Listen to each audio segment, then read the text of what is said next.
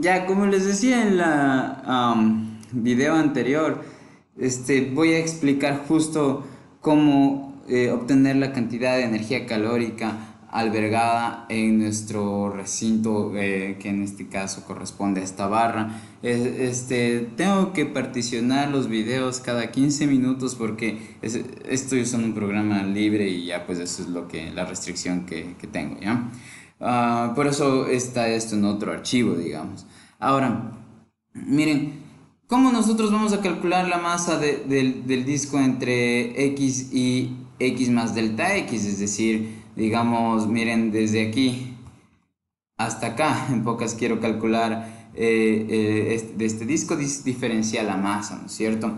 Entonces yo sé que miren, la densidad, fíjense en esta ecuación de aquí, yo si ustedes pasan este diferencial de volumen al lado izquierdo, lo único que tendría es que el diferencial de masa sobre diferencial del volumen es igual a la densidad. Entonces despejando el diferencial de masa, pues yo tengo que es igual a la densidad por el diferencial de volumen. Ahora, este diferencial de volumen a su vez puede expresarse como el área de esta superficie, justo por el diferencial de X. ¿Ya? ¿Por qué? Porque, digamos, este cilindrito o disco, su volumen va a ser igual a el área por la altura, ¿ya? Entonces el área es la A y la altura en este caso es el diferencial de X, por lo tanto yo lo que tengo es justo que esto va a ser el diferencial de volumen. Ahora, la energía calórica en el disco, miren, entonces fíjense en el ρ, A y dx de esta ecuación, estos tres de aquí, corresponden a la masa. Entonces lo que estoy haciendo en pocas es multiplicando la masa por el calor específico, ¿sí? No le veo a mi mouse. Bueno, estoy multiplicando la masa por el calor específico por la temperatura. ¿Por qué? Porque, digamos, otra vez recordemos que el calor específico nos dice la cantidad de energía calórica que debo dar por unidad de masa. Si tengo n veces una unidad de masa, entonces yo tendré que multiplicar ese n por el calor específico y por la temperatura a la que yo quiero que llegue el objeto desde cero, por ejemplo, para obtener cuánto es la energía calórica que tiene que dársele a este objeto para que aumente su temperatura de cero a U grados, ¿ya? O visto de otra manera, supónganse que eliminen de su mente por un momento o ante su visión eliminen por ejemplo este término y este término y simplemente multiplican la C por la U. ¿Qué significaría eso? Significaría que supónganse que no es que desaparecieron nada más este ρ por este A por este de X, sino que supónganse que da 1, ¿sí? Entonces lo que estaríamos diciendo es que un objeto que tiene una masa 1, ¿sí? Necesita una energía C por U para pasar de 0 grados centígrados a la temperatura U. ¿Por qué? Porque C por U en este caso va a ser la cantidad de energía calórica que debo darle a esta barra que estoy asumiendo, en este caso que yo dije que la masa es 1, la cantidad de energía calórica que tengo que darle a una barra de masa 1 para que aumente su temperatura en 1 grado, pero como no voy a aumentar en mi temperatura en 1 grado sino en U grados, entonces tengo que multiplicarse por U. Ya, ahora, ya que en efecto esta A por dx por ρ no es 1, sino que más bien es esta cantidad en particular la que se tenga que hacer este producto por esto, entonces por eso, digamos, estoy multiplicando para conocer la energía calórica en el disco haciendo este producto, ¿sí? Si tienen alguna duda en particular con respecto a este tipo de cosas en general, ya saben, me pueden escribir, pueden fijarse en las indicaciones generales que puse en los anuncios, voy a estar pendiente de sus preguntas constantemente, ¿sí? Ahora, la cuestión es que miren, yo tengo aquí, que mi disco, si yo conozco la energía calórica en este disco diferencial, en el disco diferencial de al lado, en el disco diferencial de al lado, en el disco diferencial de al lado y así, etcétera. Si sumo las energías de cada disco diferencial, voy a obtener la energía total en la barra que va desde X hasta X más delta X, por lo que esa sumatoria, cuando vamos a sumar, recuerden infinitos números de términos, otra vez en vez de usar los signos de sumatoria, lo que usamos es justo la integral y vamos a integrar ¿qué? Pues esta función que tengo aquí. Ahora, miren, esta función que tengo aquí, ¿no es cierto? Porque esto es como que al final de cuentas son unas constantes, ¿no es cierto? Por una función u, que es nuestra temperatura. Esta función de aquí la vamos, depende de x, ¿no es cierto? En la parte espacial, ¿sí? Porque solamente estamos usando la ecuación del calor en una dimensión, ¿sí? Ahorita vamos a primero obtener esa ecuación, ¿sí?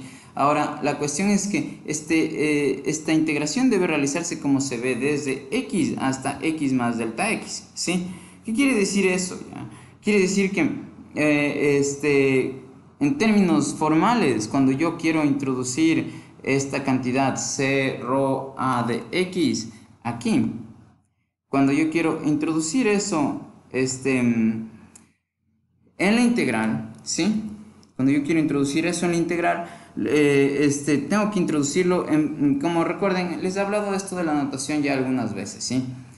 Cuando yo quiero, miren, ingresar, yo sé que ahí apareció otra cosa, es que a veces no le veo al cursor y por eso es como que le doy vueltas y todo, ya, pero bueno, ya, la cosa es que yo debería poner aquí u de xt, ya, pero otra vez, el rol que tiene la variable que se encuentra aquí, y el rol que tiene la X acá, digamos, no habría ningún problema. Si ustedes muchos se confunden, pueden poner aquí el X ya. Pero es recomendable hacer la diferencia entre el X aquí y el X puesto acá. Y aquí otra vez, si nosotros usamos aquí en el diferencial X, le estamos dando un rol distinto al valor de X que tiene aquí. Recuerden, aquí estoy hablando de algún valor que yo no conozco, que va a tomar la coordenada X, y mientras que yo acá, el objeto matemático que se encuentra aquí, es algo que va, digamos, tomando distintos valores, ¿sí? Entonces esto es, digamos, el de los límites inferior y superior, las de x ahí representan algún valor que yo no conozco,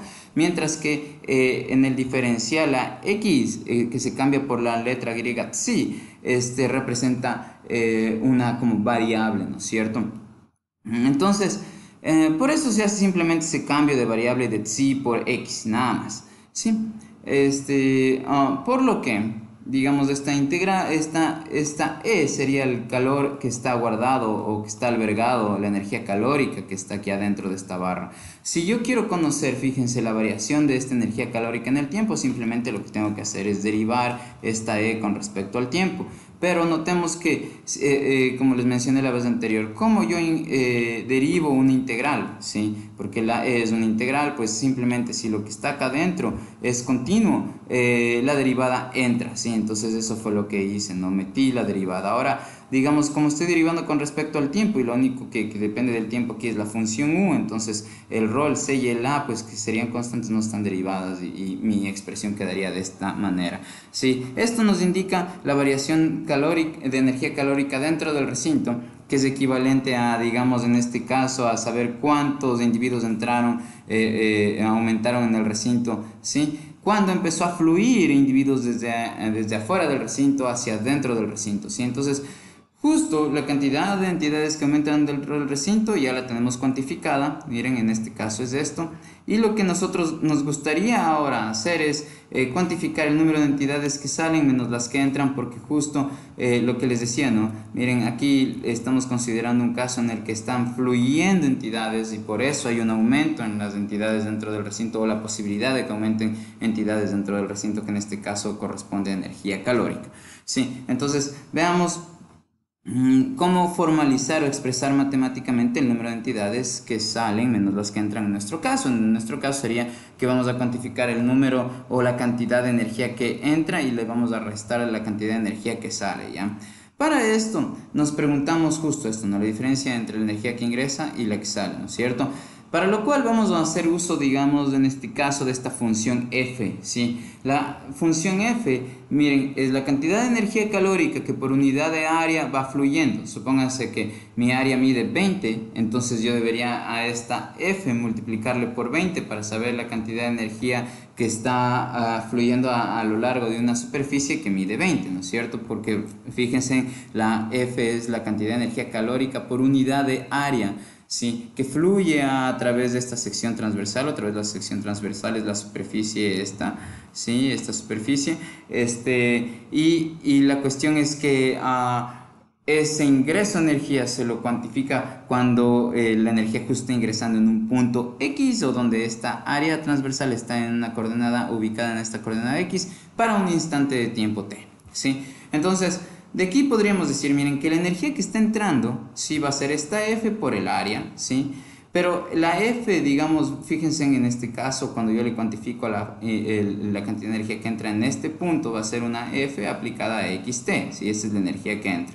Si ya esto hay que restar la energía que sale, pero la energía que sale por acá, ya que esta área transversal, esa superficie transversal aquí también tiene área A, entonces digamos la energía que sale por aquí, energía calórica que está saliendo va a ser mi F, pero ya no evaluado en X, sino en X más delta X, es decir, evaluado acá. Y para cualquier instante de tiempo, ¿no es cierto? Esta F nos daría cuánto estaría la energía saliendo por aquí, qué cantidad de energía por unidad de área estaría por aquí. Ahora, ya que al multiplicarla por A, tenemos la energía total que sale por este lado, entonces esto de aquí sería la energía que entra calórica, ¿no es cierto?, menos la energía calórica que sale. De aquí lo único que simplemente hice fue sacar factor común menos A, y me queda de esta manera, ¿sí? Ahora, recordemos, miren, perdón, ya esta diferencia, ¿sí? Esta diferencia entre la energía que entra menos la energía que sale, ¿no es cierto? Esto se le llama flujo,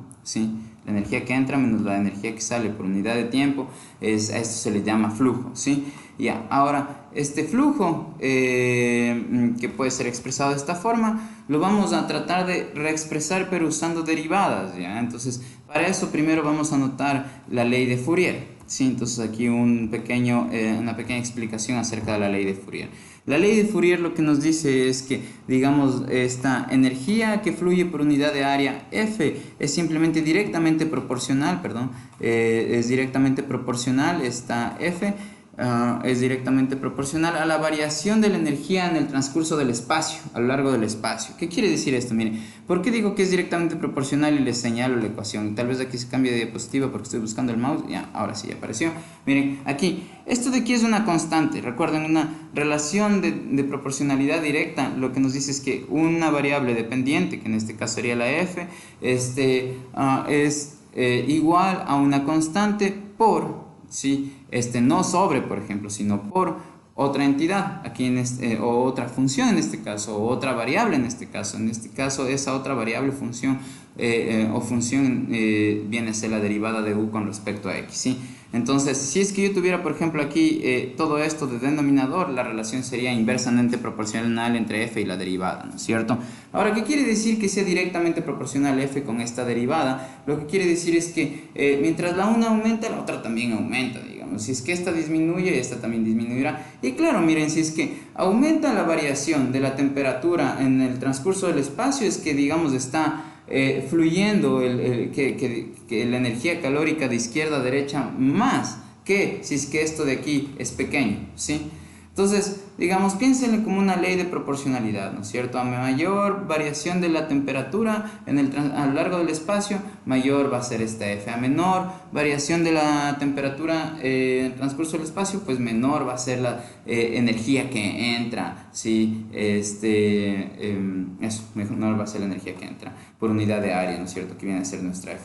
Ahora, tomando en cuenta la ley de Fourier, digamos, esta expresión de aquí sería simplemente esta expresión de aquí y esta de acá serían respectivamente esto y esto. Es decir, miren, esta f de aquí, esta f de aquí viene a ser esto de acá. ¿Por qué? Fíjense, es menos, con este menos se hace más y yo tengo, digamos, el k y este diferencial derivada parcial de u con respecto a t, ¿sí? Y por otro lado tenemos aquí la f, pero esta f ya no va a estar evaluada en x, sino en x más delta x, por lo que si yo tuviera aquí en vez de en esta ecuación x más delta x en el argumento de la izquierda, acá esta función en el argumento de la izquierda también debería tener x más delta x, por lo que esta función de aquí se convierte en menos k, ¿sí? La derivada parcial de u, pero esta derivada tiene que estar aplicada no a x, sino a x más delta x, porque es donde estamos devaluando, sí, t, y digamos con respecto a x, ¿sí? Ahora, Ya que tenemos estas, ¿sí? Resultados en la siguiente lámina, lo que voy a mostrar es qué va a pasar cuando iguale justo el flujo con la variación de la energía calórica dentro del recinto, ¿sí? Entonces, nos vemos en la siguiente lámina.